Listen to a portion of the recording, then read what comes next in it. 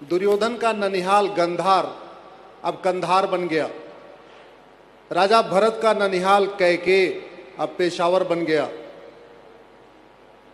चाणक्य तक्षशिला रावलपिंडी बन गया। कुंभकर्ण का कुंभा अब काबुल बन गया। पूरी दुनिया से हम गायब हो चुके हैं। भारत के 9 राज्यों में खत्म हो चुके हैं, 22 राज्य और बचे हुए हैं। और अभी भी महाराज जी, अगर ये जो 5 कानून हैं और जो संविधान सम्मत हैं, संविधान में है ये, हम कोई रॉकेट साइंस की मांग नहीं कर रहे हैं, हम तो कह रहे हैं संविधान को लागू कर दो।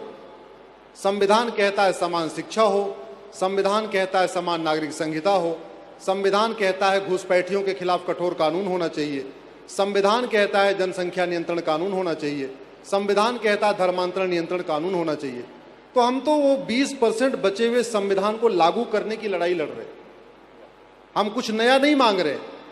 और आप महाराज जी, संविधान जैसा आपने हमें खुद ही बताया, संविधान 2 शब्दों से मिलकर बना है, समधन विधान।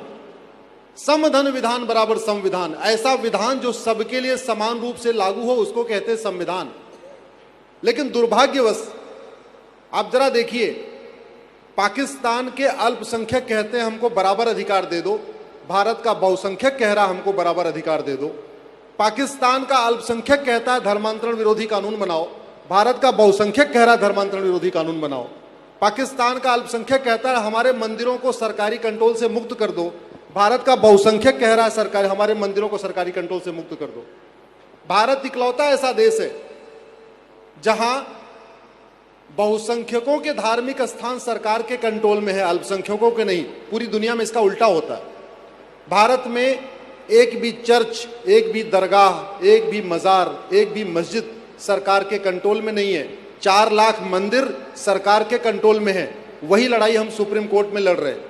हम सुप्रीम कोर्ट में कह रहे हैं समान नागरिक संहिता लागू करो, हम सुप्रीम कोर्ट में कह रहे हैं विवाह की सबकी उम्र समान करो, हम सुप्रीम